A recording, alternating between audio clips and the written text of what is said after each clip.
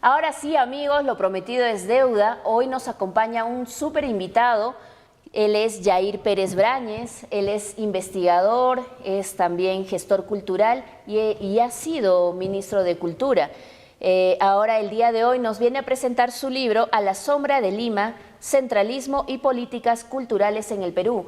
Este libro ha sido uno de los más vendidos en la Feria del Libro de Huancayo y también se presentó en la Feria del Libro de Lima. ¿Cómo estás, Jair? ¿Qué tal? Buenas tardes. Susan, ¿cómo estás? Muchas gracias por la invitación. Buenas tardes también a todos los televidentes, a todos los que nos miran desde su casa.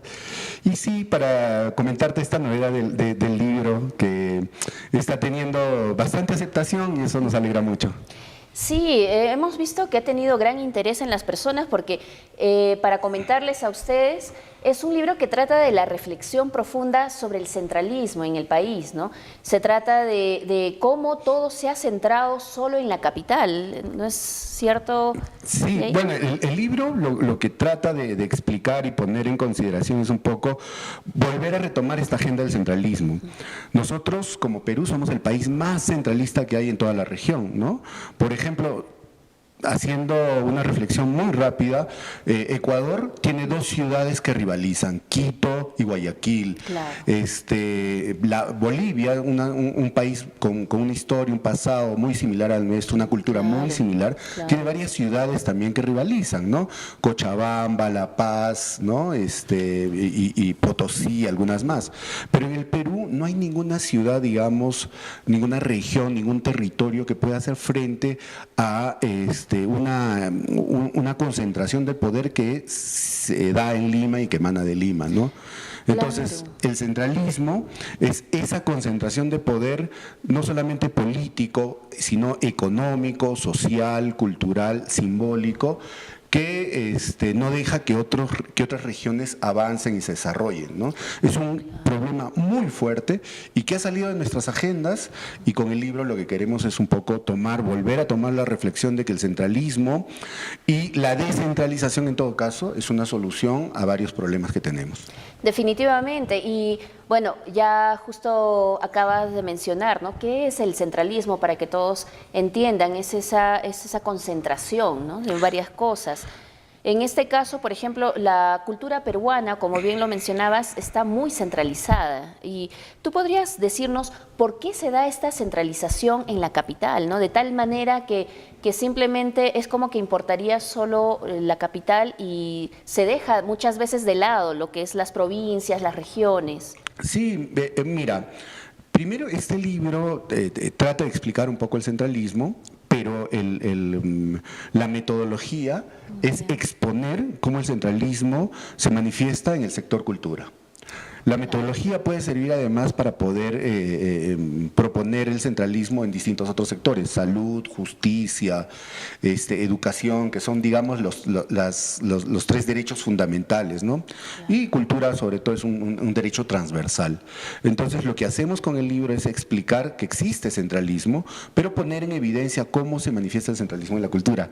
Y te lo explico, o sea, digamos, nosotros tenemos políticas culturales. Las políticas culturales son estas iniciativas que el Estado realiza desde cualquier órgano de gobierno para desarrollar la cultura de una región, hacer que hayan iniciativas desde el Estado para que la población goce del derecho a la cultura, los artistas puedan tener mejores condiciones para desarrollar su trabajo, ¿no?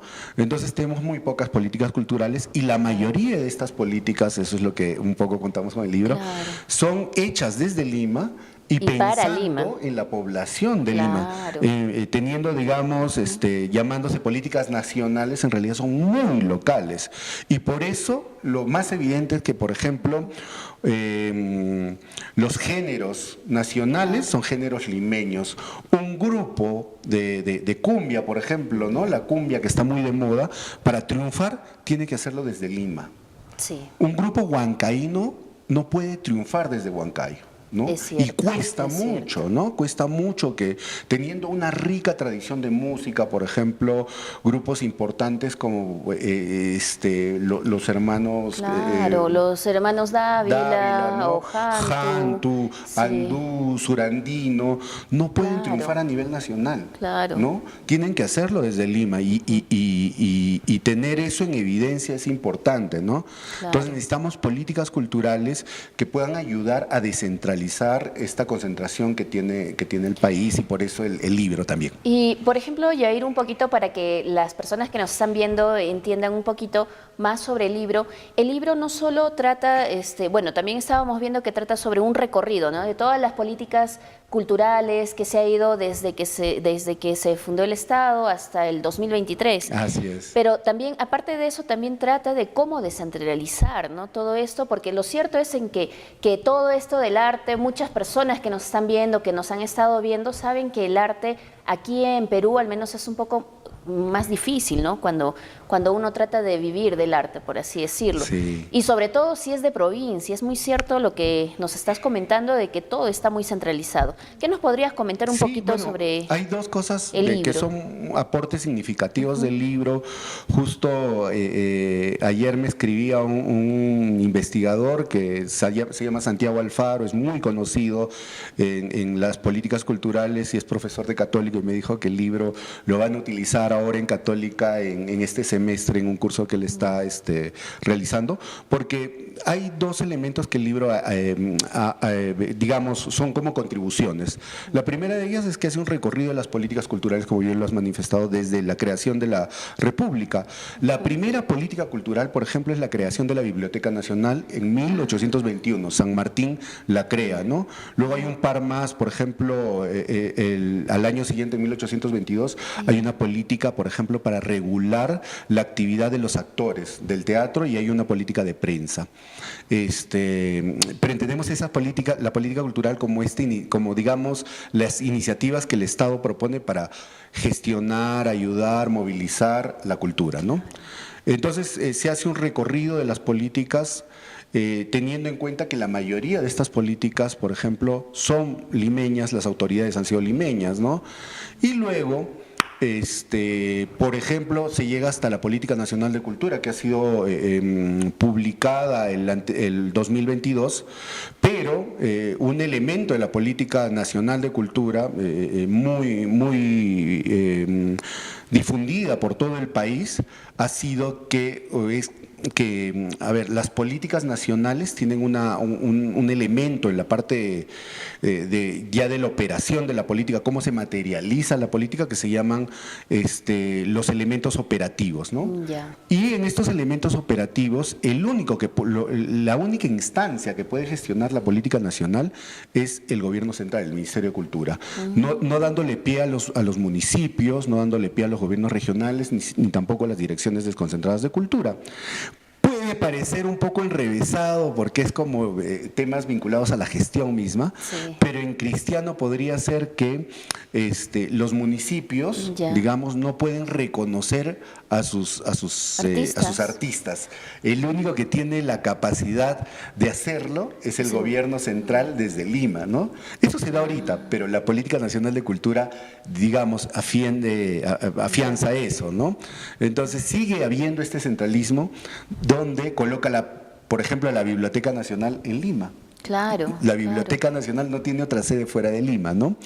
Hasta hace algunos años, por ejemplo, cuando uno sacaba un libro, hay una obligación de cualquier escritor que se llama el depósito legal.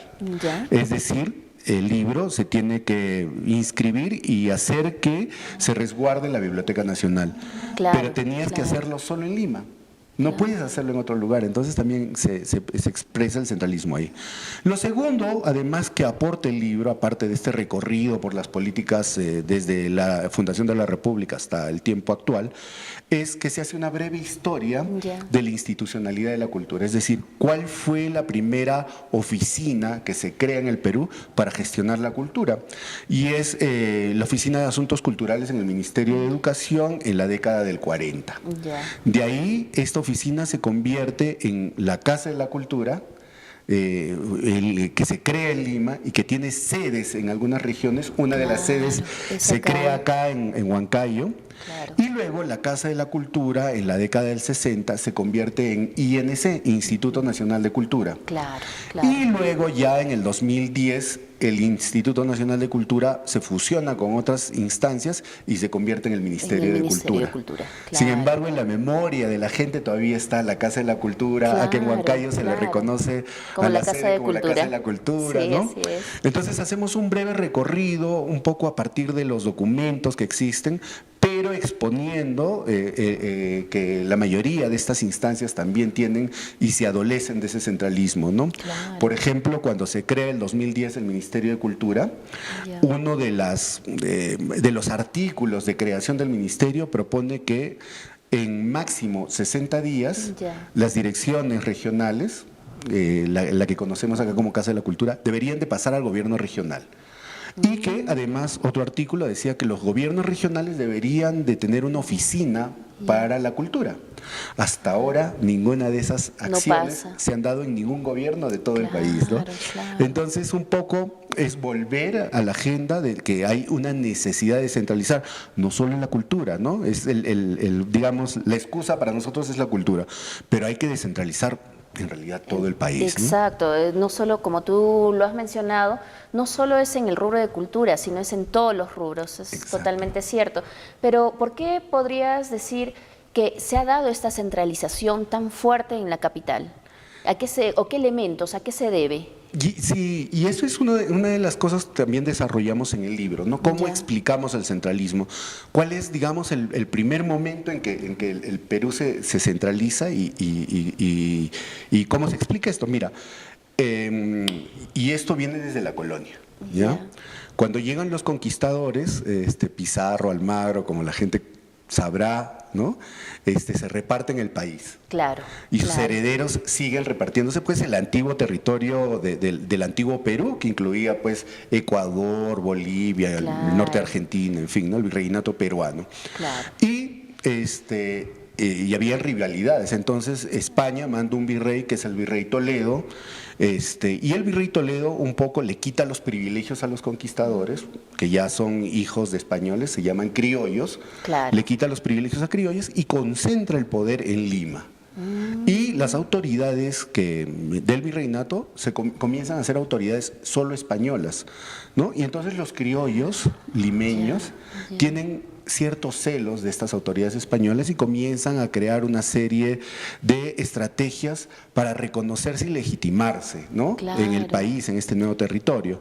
Entonces, por ejemplo, comienzan a ocupar puestos en la academia, en la Universidad de San Marcos o en las instituciones eclesiásticas en la iglesia, y a partir de ahí comienzan a crear una suerte de cerco limeño donde Ya. todo lo mejor está en Lima y lo peor está fuera de Lima, ¿no? Entonces, por ejemplo, Alexander von Humboldt, que es Ya. un naturalista francés, llega al país, llega al virreinato, digamos, a fines casi ya del virreinato, en 1790, y se impresiona de esto y dice, Lima está más cerca de Londres que del Perú, ¿no? Sí. Entonces, que Lima mira más a Europa que al Que Perú. a su propio país. Entonces ahí comienza a articularse un proyecto criollo limeño que se ha mantenido a lo largo de nuestra historia. Y por ejemplo, como veíamos hace un rato, los géneros más representativos son los géneros limeños. Exactamente. Te cuento que, por ejemplo, en la década del 60, Ya. el disco más vendido por la industria nacional, un disco grande, Claro. fue Airampito. Y ya. Un huayno del Valle del Mantaro, es el Claro, más claro, vendido. claro. Pero esa historia, digamos, queda No la rezagada, cuentan. no la cuentan, Claro. y lo que se difunde pues es el vals, la música criolla, como una música peruana, ¿no? Por ejemplo, otro elemento que nos dice que este proyecto limeño criollo existe es un evento que hubo en el 69, 68, hay un artista, un artesano Ayacucho, que hacía retablos, que Ya. son Claro. estas cajas que tienen tapitas, Las ¿no? Se tapitas llaman. y que tienen, es como una pequeña historia, ¿no? Exacto, tienen motivos, cuentan una Claro. historia. Él se llamaba Joaquín López Santay. Ya. Y Joaquín López Santay gana, el Estado lo reconoce y le da el Premio Nacional de Cultura. Entonces Ya. los pintores de Lima, encabezados por uno de los pintores más importantes, que es Cislo, Ya. propone que no se le entregue, porque no se puede, él decía Cislo, reconocer un arte menor como la artesanía como un arte nacional. El arte nacional es la pintura, y la pintura limeña. Entonces, el libro propone un repaso por varias de estos episodios que nos Claro. demuestran Estas que historias que han ido pasando a lo largo de los años. exacto, y que seguimos siendo un país centralista y que eso además se ha naturalizado. Claro. Lo vemos como normal. Exactamente. Y no nos escandalizamos de que esto pase desde nuestras regiones, ¿no? Claro, porque eso creo que pasa porque nosotros desde que empezamos, como ya pasa varios años, desde que nacemos, vemos eso como una realidad. Como algo normal. Claro, y eso no debería ser, no Así debería es. existir porque en todas las regiones, en todos los lugares del Perú, hay una rica cultura. Sí. En todos los aspectos hay algo muy, muy valioso. Y nos corta oportunidades, por ejemplo, Claro. ¿no? Porque, mira, si alguien quiere tener una mejor educación, está en nuestra cabeza metida que tenemos que viajar a Lima, a de estudiar. hecho, de hecho. Si alguien quiere tener un mejor trabajo, también hay la idea de Claro. emigrar. Y eso es real. Claro. Los sueldos en Lima son mejores, Son hay mejores, veces sí. hay mejor educación. Yo lo comentaba, ¿no? Yo he sido funcionario público muchos años, como lo has comentado, y por ejemplo, una secretaria en el Ministerio de Cultura gana mucho más, por ejemplo, que un arqueólogo, un profesional con años de trayectoria y con responsabilidad a su firma ante una situación Claro. irregular, digamos, ¿no? Entonces, hay esta situación que un poco con el libro queremos ponerle en evidencia que esta agenda sea una agenda descentralista, ¿no? Que nuestras autoridades, por ejemplo, uno de los últimos casos, el Congreso ha desaparecido los partidos regionales. Ya no existen partidos regionales. Wow. Y claro, entonces en todo el Perú los movimientos regionales no se han manifestado, no han protestado mínimamente. Porque lo han visto algo normal, Porque que lo han tiene visto que algo ser un normal. partido nacional. Entonces la mayoría de Ya. políticos lo que ha hecho es inscribirse en partidos nacionales. ¿Y qué hace un partido nacional? Toma las decisiones desde Lima, ¿no? Claro. Y nuestras agendas regionales van pues postergándose también, ¿no? Claro, y es algo incoherente porque cómo pueden tomar decisiones desde Lima y sobre todo es para Lima, porque ellos no ven la realidad de las regiones. Exacto, ¿no? Claro. Las agendas regionales van postergándose y entonces, esto ha pasado, y lo conozco de primera mano por la oportunidad de trabajo que he tenido en altas dirección del Ministerio de Cultura. Ya. Para que se gestione algo, los alcaldes tienen que venir a Lima e ir a los ministerios a tocar puertas, ¿no? Para que haya recursos, los gobernadores regionales también.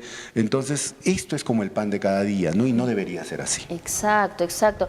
Y Yair, un favor, no sé si nos podrías un poquito comentar en qué te inspiraste o qué es lo que significa la portada del libro, porque en realidad yo creo que a muchos de ustedes, como a mí, nos ha recordado al cuaderno antiguo que había. Sí, claro, mira, la tapa, como lo has dicho, hace una referencia al cuaderno popular.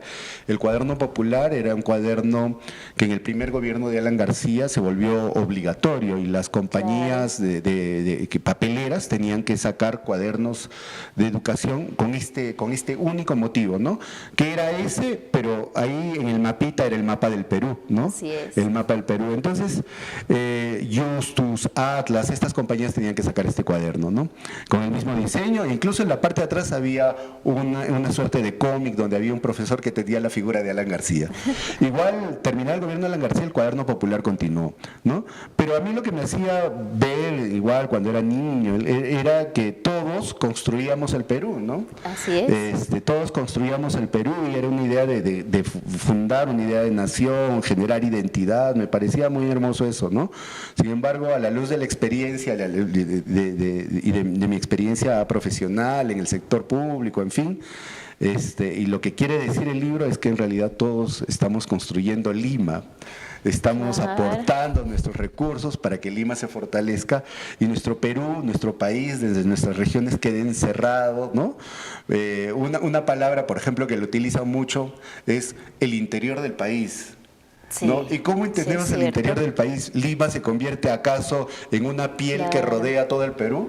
Claro, claro. Entonces, y dicen eso, ¿no? O sea, el interior del país puede ser Tacna, puede ser Tumbes, ¿no? Claro. Entonces, hay muchas cosas que las naturalizamos y que siguen haciendo que este centralismo Claro. Siga y se continúe, ¿no? fortalezca Y el más. racismo, como comentábamos Sí, hace un rato, el así es.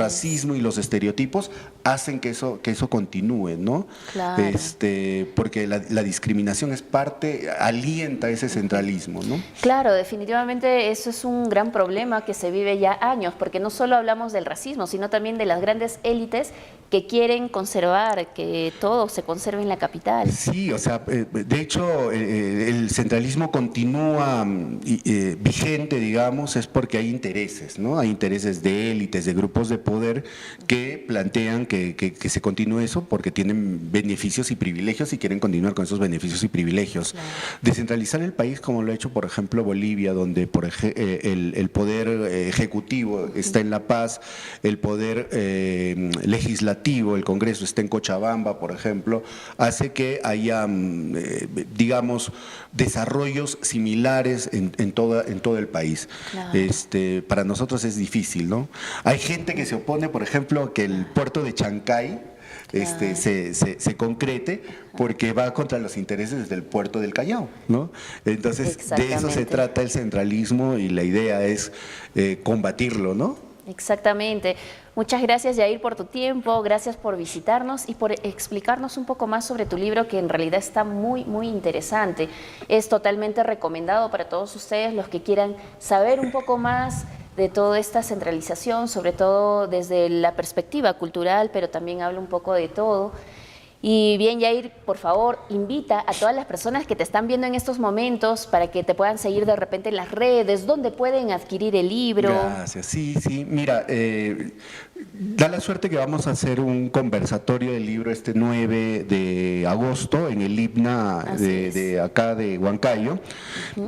En la sede que está en Guido, al frente de la sede tradicional hay una nueva sede, en el segundo piso hay un auditorio, va a haber ahí un conversatorio donde hemos invitado a comentar un poco el centralismo a un médico, a un profesor y a un abogado para ver cómo el centralismo afecta a los derechos de la justicia, el derecho a la salud y el derecho a la educación. Y luego vamos a comentar, dos amigos van a comentar el libro, ya desde el sector cultura. Vamos a sortear libros en este espacio a los Genial. asistentes, el ingreso es gratuito y vamos a Perfecto. entregar también libros a algunas bibliotecas de nuestra región, ¿no?